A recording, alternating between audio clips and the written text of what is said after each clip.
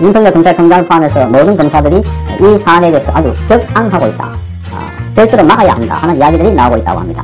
더불어민주당 내 강경파가 검찰 수사 또 기소 분리를 통한 사실상의 검찰 해체 강행 방침을 거듭 밝히고 있자 윤석열 검찰총장이 직을 불고 공개적으로 반대 입장을 밝히는 방안을 검토하고 있는 것으로 나타났다라고 이 문화일보가 오늘 보도했습니다. 일선 검사들도 살아있는 권력 수사를 막으려는 것으로 순회장은 범죄자가 될 것이다. 이렇게 격앙된 반응을 보이고 있어서 제3차 검난 조짐도 일고 있다는 겁니다.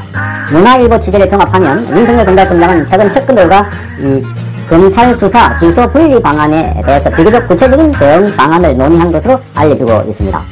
따라서 윤 총장은 기자회견을 하거나 직원들을 상대로 강의 등의 형식을 통해서 이 문제와 관련한 입장을 공식적으로 밝힐 방안을 검토하고 있는 것으로 나타났습니다. 상황에 따라서 윤석열 검찰총장이 기자회견도 하겠다 하는 이야기입니다.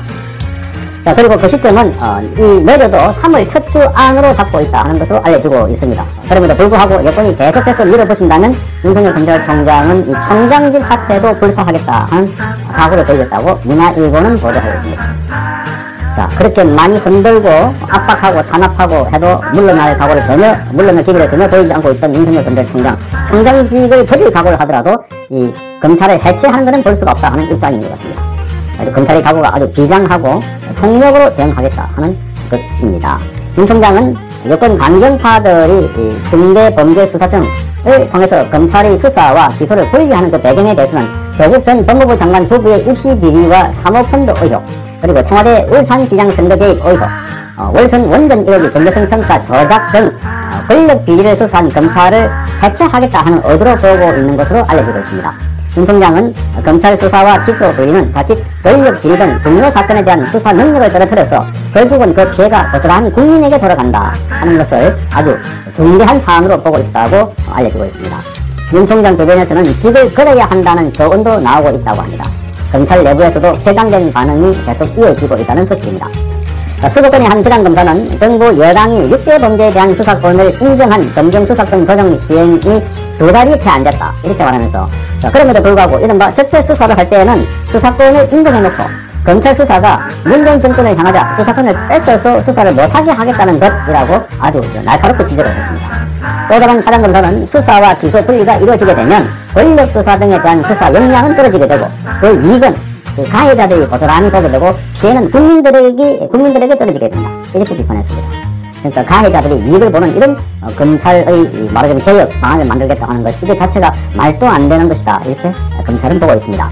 저쪽에서는 현 정권의 수사청 추진이 정권 수사를 노골적으로 무력화하려는 시도라고 판단하고도 비판하고 있습니다. 검찰 내에서도 헌법에는 검사와 검찰총장만을 유일한 수사와 소추기관으로 명시하고 있다 이렇게 지적하고, 수사청은 수사총괄이나 정감 등 사실상 경찰로 구성될 가능성이 큰데 결국 경찰이 수사 전 능력을 독점하게 돼서 경제와 균형의 원리는 심각하게 훼손될 수 있다라고 지적하고 있습니다.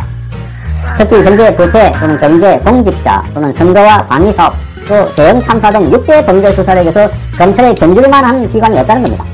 그래서 수사력이 상대적으로 떨어지는 수사청이 정권 수사를 제대로 파헤치지 못하고 사건을 종결할 수 있다 하는 우려도 제기되고 있는 것입니다.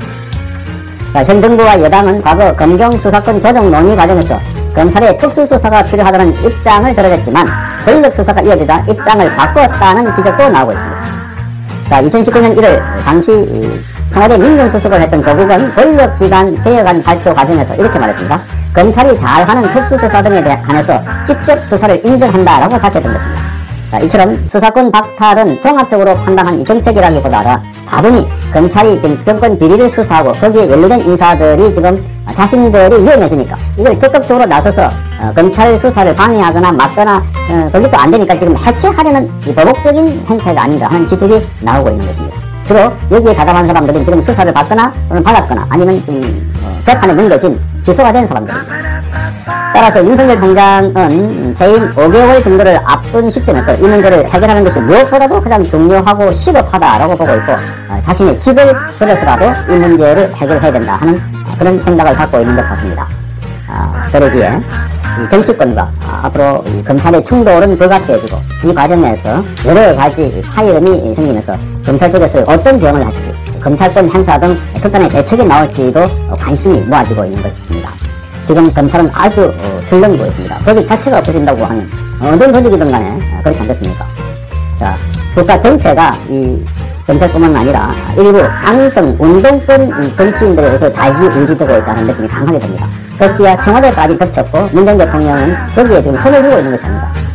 또 국민재난 지원금이라든지 또는 신공항 문제라든지 그뿐만이 아니라 지금 윤석열 검찰총장과의 그 인사 문제를 해결했던 신윤수 수석을 패싱하고 지금 문재인 대통령까지 사전 결재를 뜻하지 않고 두두 통보만 받고 이렇게 인사를 하지 않았을까.